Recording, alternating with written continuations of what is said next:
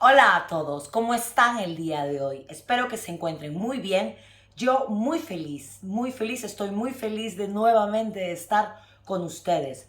I know that I haven't been doing videos for a while, 2 months, maybe more, but it's an explanation actually on this video, why is that? And you're probably wondering, what is the title, the vuelta al cole? What is the vuelta al cole or the vuelta al cole? It means back to the school. School in Spanish is escuela o colegio in many places as well. So escuela o colegio. En cole is like a short way to say school. Like bolígrafo, boli. Colegio, cole. De vuelta al cole is back to the school. So I went back to the school. Yes, 2 weeks of hell and more is coming. But let's start this video. Actually, this is not a regular video when I will talk about grammar or when I do, vocabulary and focusing more on teaching you the language. This is part of like the videos like behind the language when I will talk obviously related topic related to the language, but more on like my point of view. And in this case, I'm gonna talk about like the experience that I have the past few weeks or teaching in schools. So kind of being immersed on what is the school system regarding the language to teach teaching regarding teaching a foreign language. Well, just a little summary. I don't know if you know, many of you know, or you just have no idea, but I'm doing videos teaching Spanish because actually I am a Spanish teacher. I've been teaching Spanish for almost 15 years. I've been living in London for a while as well. I've been teaching most of my teaching career actually being in England and London. I teach Spanish online, and also besides having the channel that is actually new, same as my page and my groups on Facebook, I teaching in colleges, but I teach to adults. I always been focused my career and my teaching with adults. So less than a month ago, I got an offer. At the beginning, I thought no way, but it was to teach in a secondary school and to work also with A levels and GCSEs, what are part of the English UK framework, where it's part of the system of the latest years in secondary. If you are watching this video from somewhere else and you're saying like, what is that? It's part of the English systems and the last years of secondary, when actually the students, they choose the topics that they want to study, later as exams, and probably like that career then they will follow or pursue later on in life. So I got this offer to work in a secondary school with teenagers, and for me it's like I'm never thought that actually particularly I'm that great with the children or teenagers. I always been around adults. All my jobs always being around adults. I work and teaching with adults, and this is for me like to enter to a new world, very challenging world by the way, un reto muy fuerte en mi carrera, pero but I accept this challenge, this new pattern of my career, mainly because when I was teaching adults, I always wondering, especially here, why they always try to translate from one language to another when I would try to make myself clear. When I teach people from different nationalities, but especially here, I realized then that they always wanted to know like word by word. They always try to find an explanation of the literal translation from one language to another. And if you speak another language, you know that is not possible. There are, of course, some words and sometimes that you will be able to translate, but in general, each language has its own code. For example, the case that I always put like example, how old are you? How old are you in Spanish is cuántos años tienes.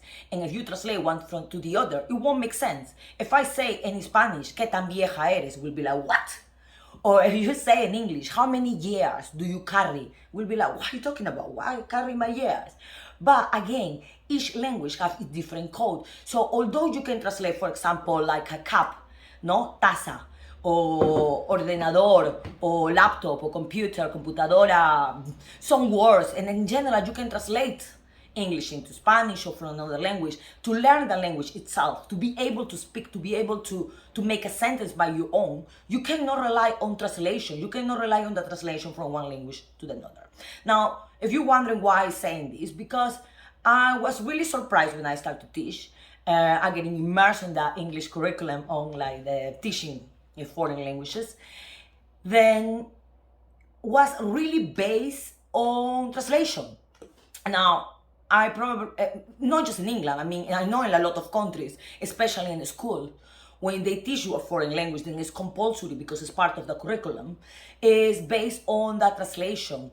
I don't say this is bad, it's not like a criticizing, I'm not criticizing this, but it makes it harder for people, students who actually are not even interested to learn another language. I got the students who were like, well, no, because I was asking, why you don't like Spanish? No, I don't like any other language. I speak English. I don't need to learn another language.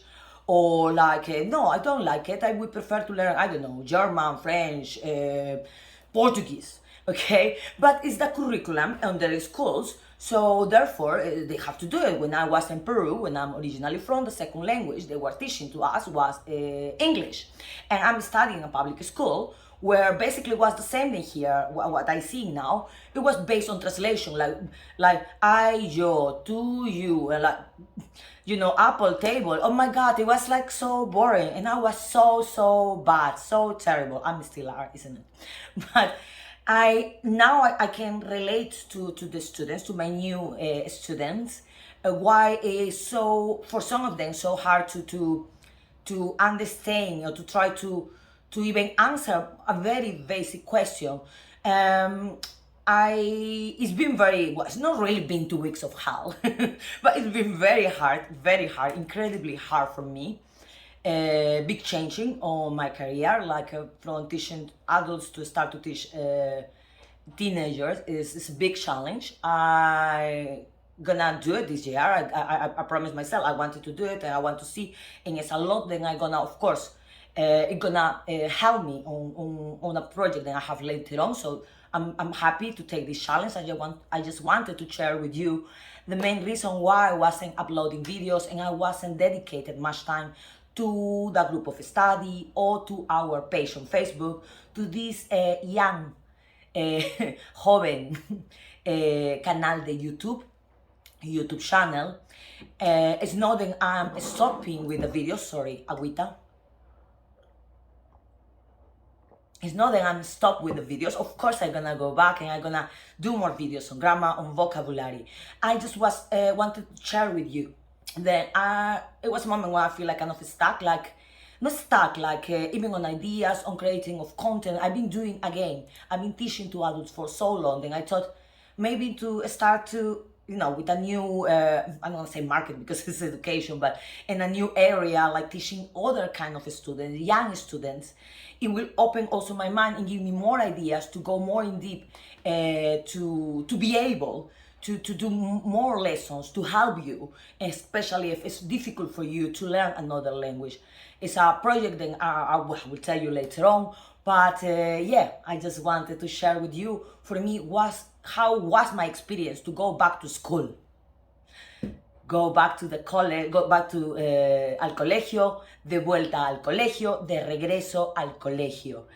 It was hard, but it was amazing at the same time.